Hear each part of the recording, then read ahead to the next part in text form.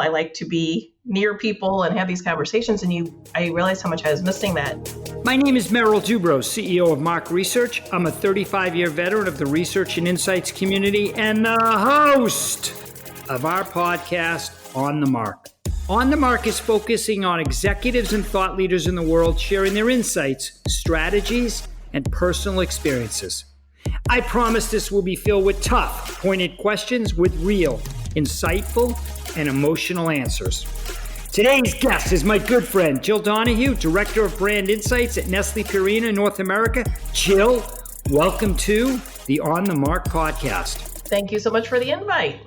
Jill, it's a pleasure to be here. So let's start with this. Just start with your current job and your responsibilities, if you would, for the listeners. Of course. I'm the Director of Brand Insights for Nestlé Purina. We are a dog and cat food and cat litter company. I work with the marketing teams and the brand teams directly. My team is part of the cat brands, litter, treats, portfolio, and portfolio projects. That's great. And what about your career? Because you've been there a long time. I mean, I've known you, and I was trying to figure this out earlier today. Have I known you 15, 18 years? Probably longer, because I think I've been at Purina as of this month, 15 years. Well, I've known you the whole time there because we were on the board together, so it's probably a little longer. So, way back in the day, you were on the supplier side. You were on the dark side. What do you remember about that? All good memories. Actually, I started on the qualitative side. I worked for a qual house here in St. Louis for a number of years, and really, I think of that as like my apprenticeship. I had a really great boss and took me under his wing and taught me all there was to know about qualitative, and kind of made sure I was a good citizen in that area of research, and then went over to Elric and Lavage, which is now TNS, and did my required quantitative stint. So I knew what those words meant. But I was on the dark side for a good 10, 12 years. So it's interesting. I know we've talked about this over the years, but I was brought in by Jeff McWay in 1997. And I knew you were at TNS, in 98, right? 96 to 2000. You were in the St. Louis office, right? Kansas City. So you were with Brian? Brian, you worked with? I was. That's great. Wow, that is funny. He's a good guy. He's a really, really good guy.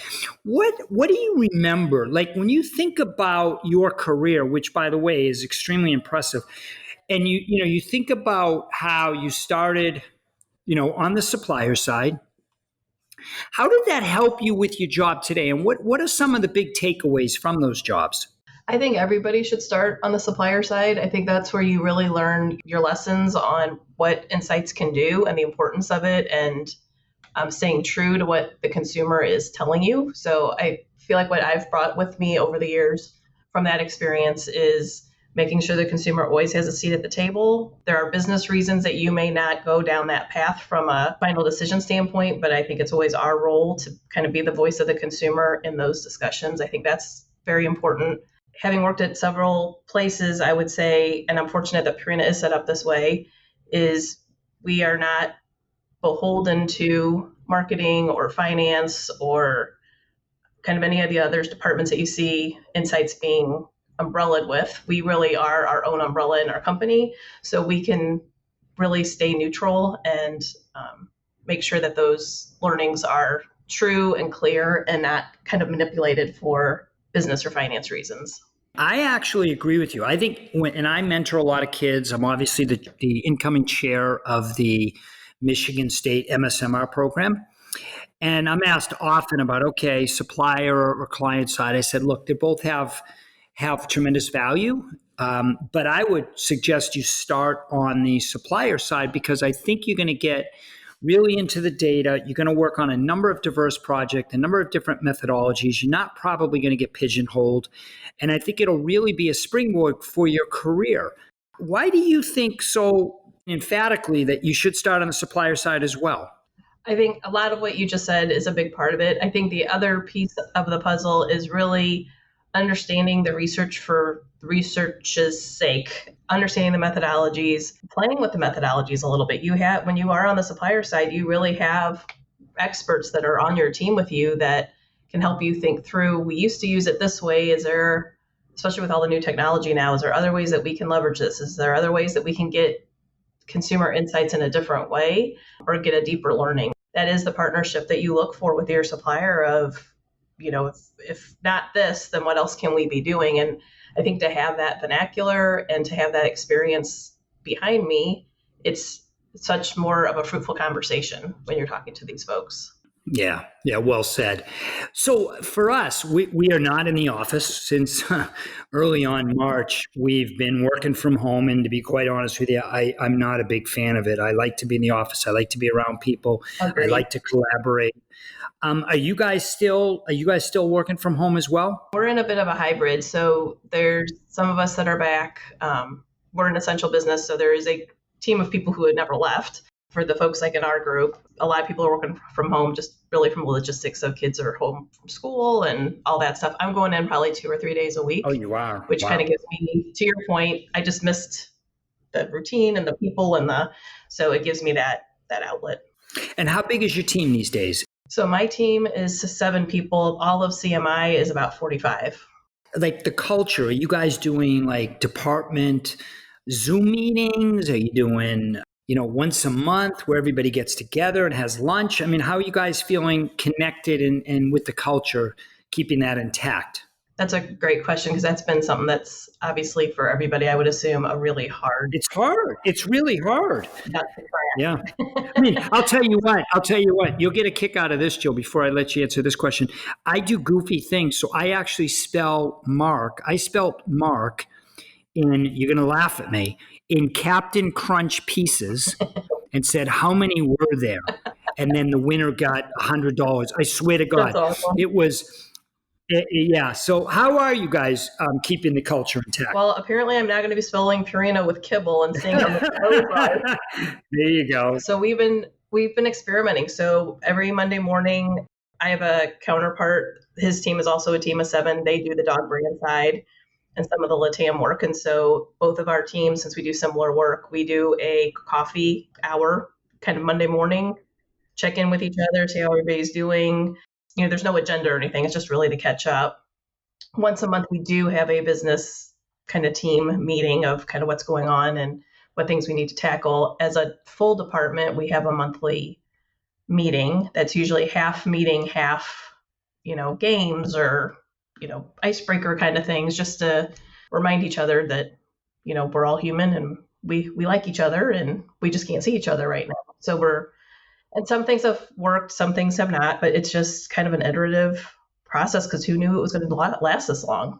Yeah, I actually think it's going to last a lot longer. So give me an example, and the listeners an example of a game. Like, are we talking like Battleship? Are we talking like crossword? What are we talking?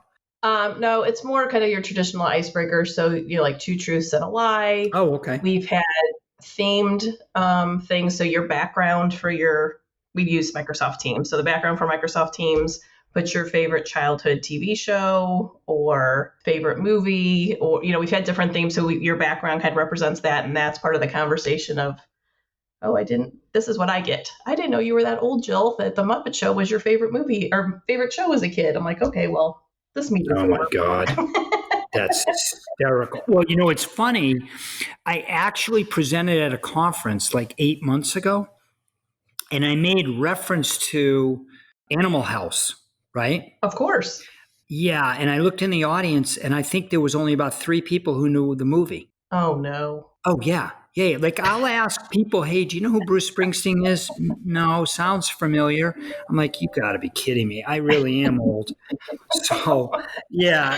So that's interesting about the games and stuff like that. So let me ask you this, pre and post or pre-COVID, how do you think you've changed as a leader? It's funny you asked that, because we actually, since it's end of year, we're kind of doing all our end of the year stuff. And so we've had this conversation quite a bit, and it's funny because you crave that connection, and you know how I am. I like people. I like to be near people and have these conversations, and I realized how much I was missing that. And so I think a lot of it was just trying to create connections.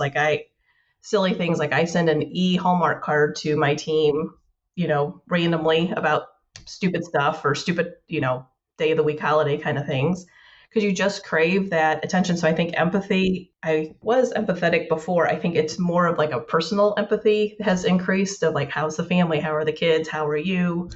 Are your parents doing okay? Because it's just everything is impacting it's coming from all sides. So it's really as a leader trying to make sure that they're, from a mental health perspective, doing okay. I mean, the work is the work, but you want these people to be okay. Yeah. Yeah. No. I totally agree with you. Let me ask you, I know in the past 7, 8, 9 months, even though you're a ridiculously positive individual, I know you're a half glass full type of gal. But there had to be a time where you were down. There had to be a time where you were frustrated. There had to be a time where you're like, are you freaking kidding me? This pandemic is really getting in the way. What do you do when that happens? Like, how do you get yourself out of that?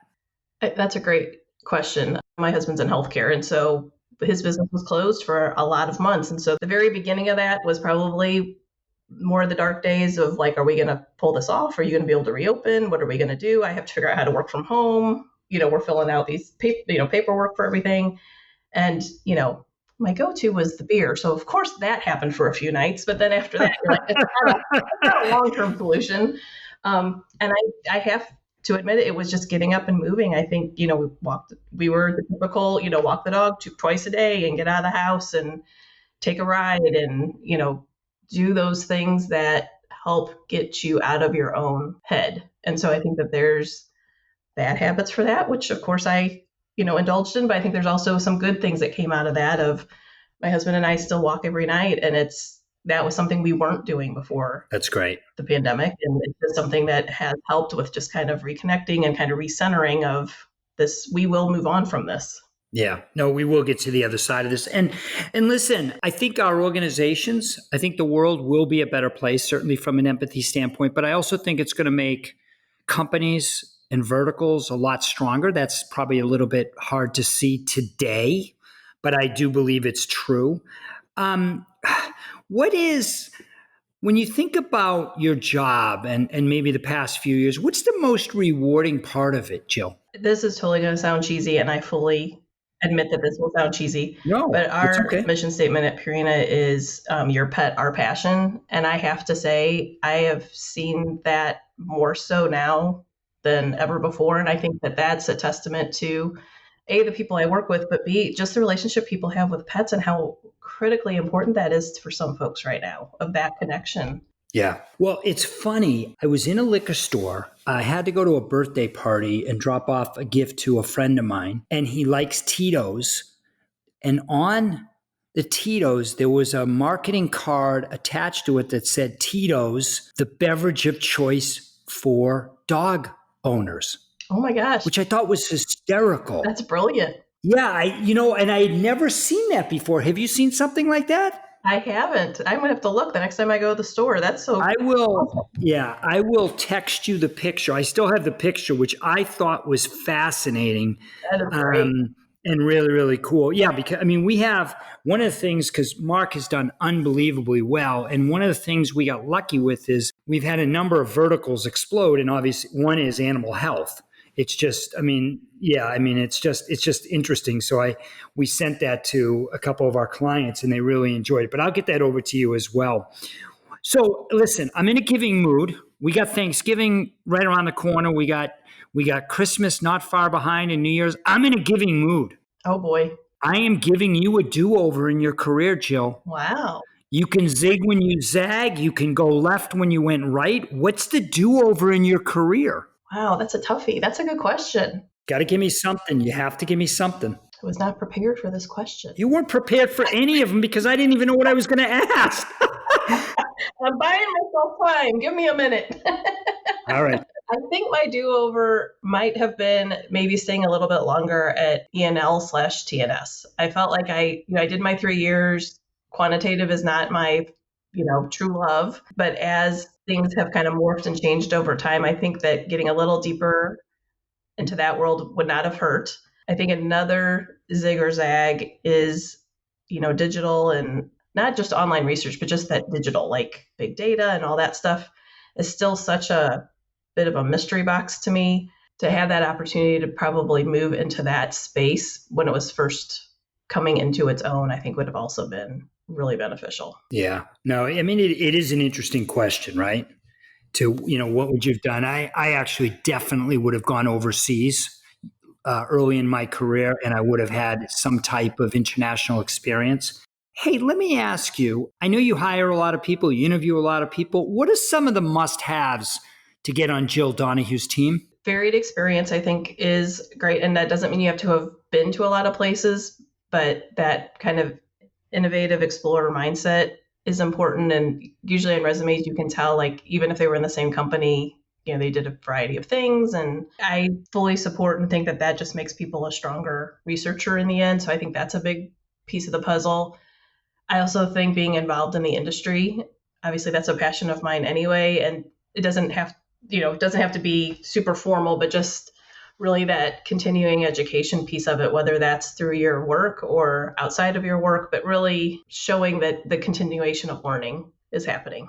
Yeah, and you do bring up a good point, because we actually spent a lot of time in the boardroom back then it was the Market Research Association. And, I know you're somebody who does really like to give back and represent the industry and donate time. And I know, you spent a lot of time in that board. You actually chaired the board for the Market Research Association. Talk about some of your favorite moments and why that was so important to you. It was important to me for a couple of reasons. So my first boss, who was just such a fantastic mentor for me, really encouraged me day one, really working for him, of getting involved with the MRA, and took me to conferences and introduced me around and kind of just immersed me in that. And I think that just set a foundation that kept me in that mindset throughout my career.